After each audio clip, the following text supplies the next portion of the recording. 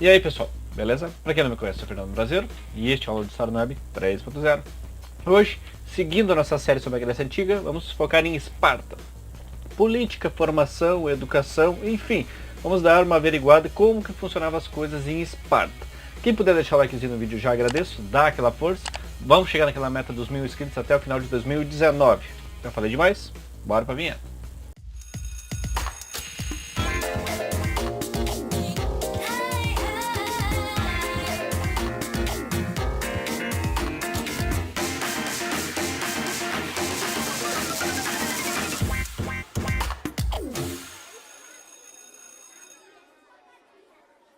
Bem, vamos lá. Povoação. A povoação começou a partir do século 9 a.C., muito pelas invasões dos dórios. Os dórios são os precursores, né? São os antepassados dos espartanos. Por quê? Porque eles tinham uma cultura de conquista, uma cultura de expansão territorial e muito focado no militarismo. Por isso que depois os dórios começaram a formar certos povoados. Enfim, a Esparta começou a surgir como grande polis, né? Focada na tradição dória, que era militarização.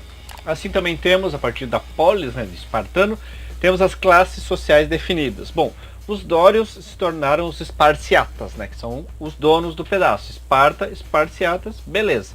Temos os espartanos, que a princípio já eram localizados naquela região, eles se tornaram ilotas e possivelmente, consequentemente, escravos dos dórios, que eles eram os bambambam da parada. Chegaram ali tocando terror, invadiram, dominaram. Bom, esses são os esparciatas. É mesmo?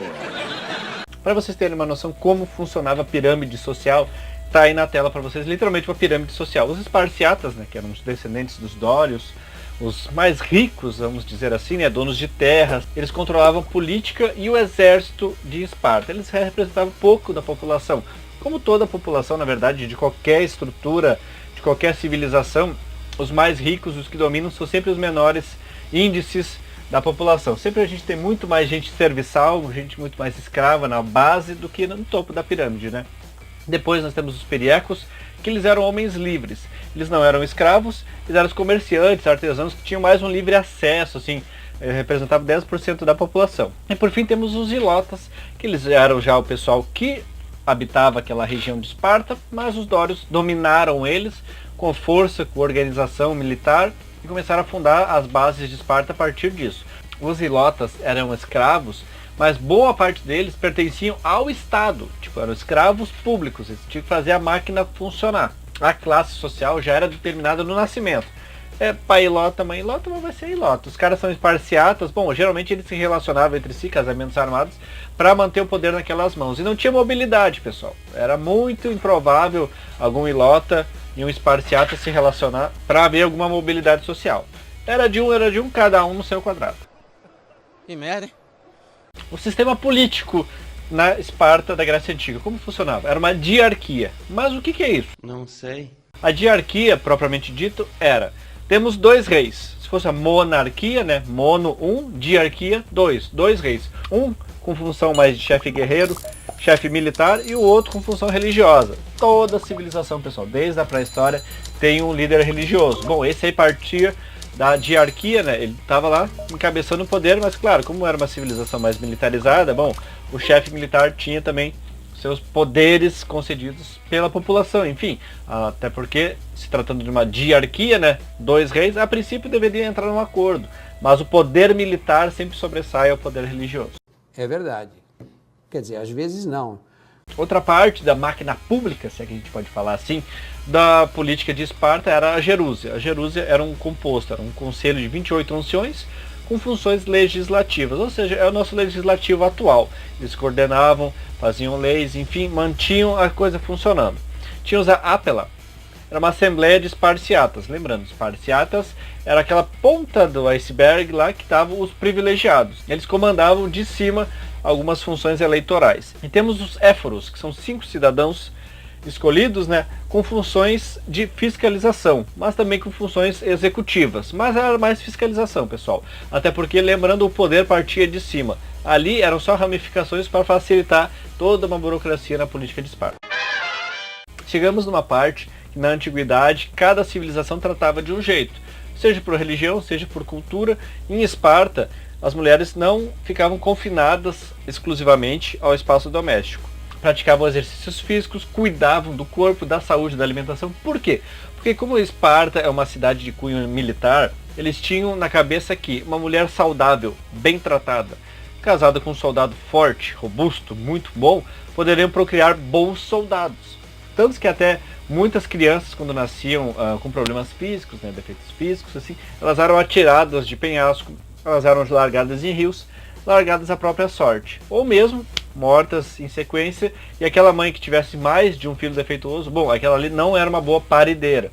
Então ela deveria se exilar, parar de criar filho e apenas ser útil ao Estado. Na Esparta, muitas mulheres também ocuparam cargos públicos, né, administrativos na polis, eram treinadas para a autonomia. Por quê? Não sei. Porque muito cedo, a partir dos 7 anos em diante, o homem espartano ele era conduzido ao exército. Bom, até os 30 anos praticamente ele é do Estado. Então a mulher tem que saber administrar uma casa, ela tem que ser letrada, ela tem que saber tocar os negócios, mas elas não podiam participar da vida política. Como em toda civilização antiga, bom, o homem ele é cidadão, é um ser político, a mulher não, a mulher é um adendo do homem, mas ela tinha uma certa liberdade e até certos poderes, porque muitas cuidavam de casas, fazendas, escravos, enfim.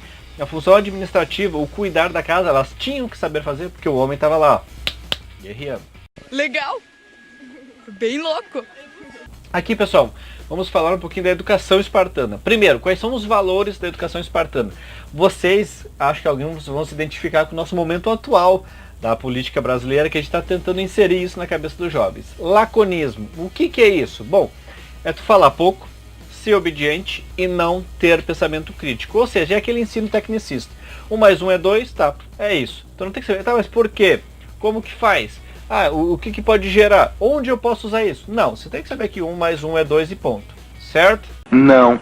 E outro ponto que está caindo na cabeça dos jovens, que não podemos deixar de se transmitir, é o xenofobismo. O que é? É o ódio ou aversão aos estrangeiros. Não, eu sou patriota, então o meu país é o melhor de todos, o resto que se lasque, o resto não presta, o resto não precisa de ajuda, o resto que se dane. Não, pessoal. A gente tem que ter uma visão mais mundial, mais universal. Por quê? Porque a gente é tudo da Terra, pessoal. Essas divisões geopolíticas, quem fizeram foi os conquistadores, principalmente lá da Europa. Então a gente tem que se fiar aqui. Ah, eu sou morador de tal cidade, que fica num estado, que fica num país, que fica no continente, que fica no mundo. Bom, parou do mundo, a gente não tem contato para fora, então a gente devia se unir mais. Mas é um dos valores da educação espartana. Outra que é claro, né, é evidente desde que a gente está falando de Esparta, é o militarismo. A partir dos 7 anos começava a vida militar da criança. Como funcionava o sistema de educação espartana para os meninos? Bom, de 0 a 7 anos, ao nascer, ele é avaliado, né? É bom fisicamente, é perfeitinho, tudo bem, não tem deficiências, vai ficar sob os cuidados da família, primordialmente da mãe, né? Porque muito provavelmente o pai está ocupado guerreando ou está lá no exército. Dos 7 aos 11, bom, daí ele começa a ser propriedade do Estado. Ele é enviado para vários centros de treinamento, cada um específico. Eles eram educados, treinados para virarem grandes guerreiros. Dos 11 aos 20 anos, eles tinham que aprender trabalhos com armas, espadas, escudos, lanças, além de praticar esportes como corrida, natação, vários tipos de luta, seja luta à distância, seja luta próxima, enfim, a alfabetização não era importância, né? Eles tinham que aprender a obedecer, cumprir regras e lutar. Ler e escrever, pessoal, não era obrigação. Ao lado vocês têm a imagem da hoplita. A hoplita era a armadura, principalmente usada pelos guerreiros espartanos, que compunham o elmo, o escudo, lança, as grevas, que eram as caneleiras, vamos dizer assim, a espada, sempre pronta também para um duelo mais próximo, a lança para um duelo mais à distância, a couraça, que era o revestimento para o peito, né, tipo o colete deles, vamos dizer assim, e a túnica por baixo, o paninho, até porque não pode lutar pelado.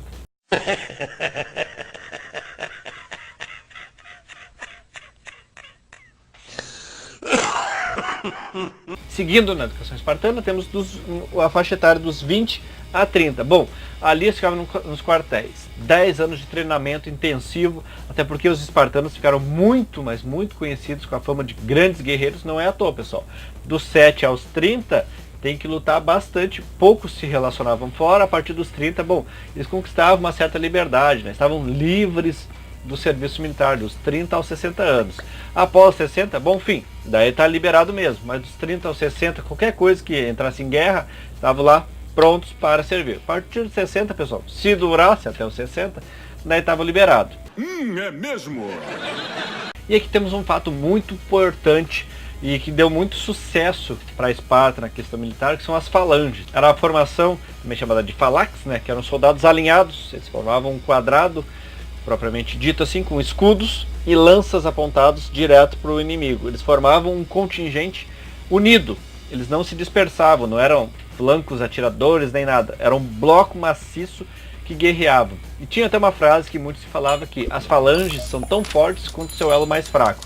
Então todos deviam treinar, todos deviam saber ficar em cada posição da falange, sendo que os frontais, né, os cabeças da falange, eles deviam portar os escudos para frente e a lança. Os demais, os escudos geralmente eram mais elevados para evitar flechas e as lanças também.